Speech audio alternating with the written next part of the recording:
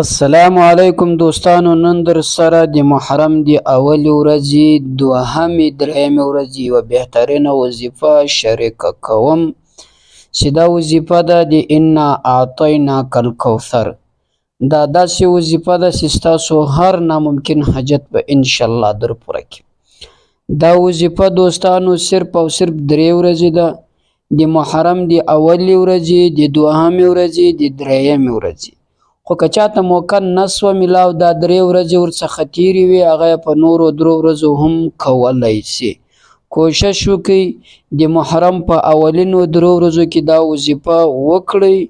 دا داسې وظیفه ده که چیرې تاسو په دې 3 ورځو کې وکړئ چې مثلا سیموار ده، منګل ده او بوت ده، دغه 3 ورځې چې تاسو وکړئ انشاءالله د دې 3 ورځو په کولو سره به تاسو ډیر څه ترلاسه کړئ، ډیر څه ترلاسه به کړئ او ډیر خپل حاجتونه به ورباندې پوره کړئ. که ناممکن حاجتونه وي انشاءالله هغه به ټول ورباندې پوره سي.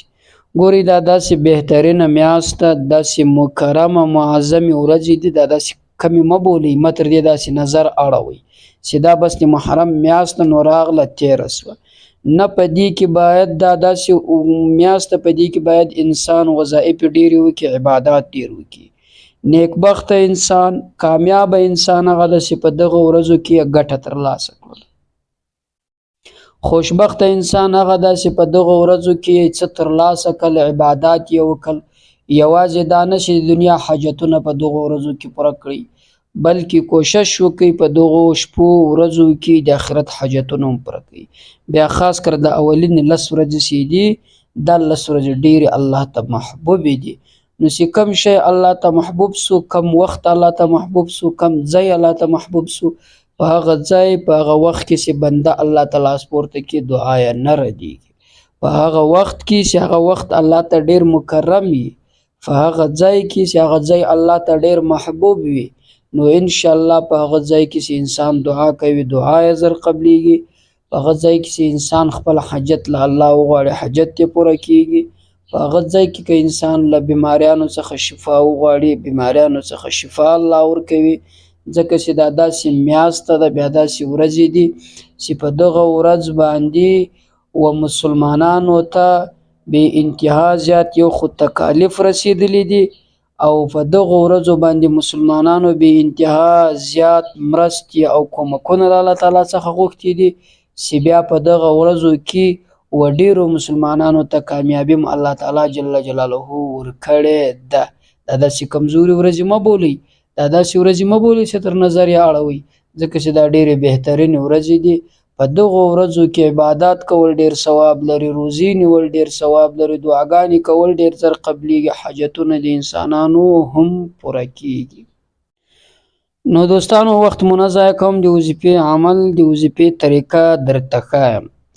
وظیفه ده د سورة الکوثر، اسانه وظیفه ده چې مخکې ما درته ویلي د قرآن شریف تر ټولو کوچنی صورت پر 3 آیاته مشتمل انا اعطیناک الکوثر ورته ویل کیږي، دغه صورت ده.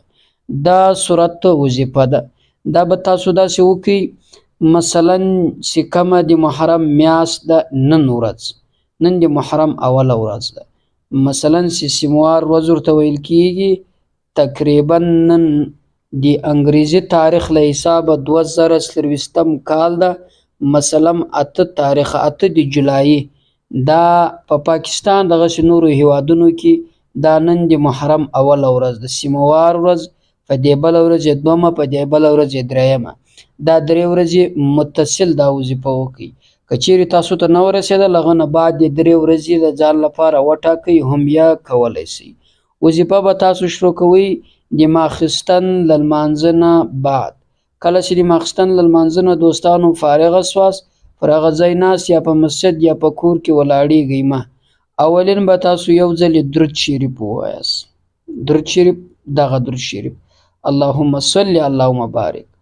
له هغه نه بعد به تاسو 921 مرتبه 921 ځله به تاسو دغه صورت ووایاست، انا اعطیناک الکوثر فصل لربک وانحر ان شانک هو الابتر. دا چې کله 900 واره ووایئ، په پای کې بیا یو درود شریف ووایه، لغه نه بعد که د بیمار لپاره کوي، د سحر د جادو د هر څه لپاره کوي، پر یو خوړونکي شي دم کا، هغه چې په چا باندې وخورسي بیمار ناجوړه وي یا پر بیمار باندې یې جوف که دم یې که. او دا وظیفه دې وکړه، لغه نه بعد دعا وکړه د خپل حاجت دغه لپاره، دعا وکړه د خپل روزګار شي، هر څه دعا دې کوله انشاءالله دعا دې الله قبلوي.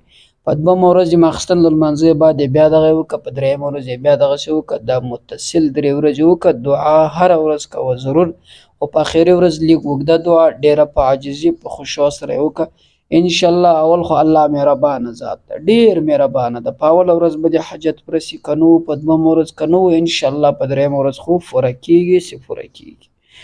نو دا و دوستانو د سورة الکوثر یوه اسانه او بهترین او طاقتوره وظیفه. نو که یې خپله کوئ خپله یې هم وکئ، عمل ورباندې وکئ، نورو ته یې هم ور وښیاست، له نورو ملګرو سره هم شریکه کړئ. دعاګانې تاسو موږ ته وکړئ، موږ به یې تاسو ته وکړو. الله تعالی مو خوشحاله او آباد لره، الله تعالی مو تل ژوندي او کامیاب لره. پر الله مو سپارم. تر بلې وظیفې د خدای په امان. السلام علیکم ورحمة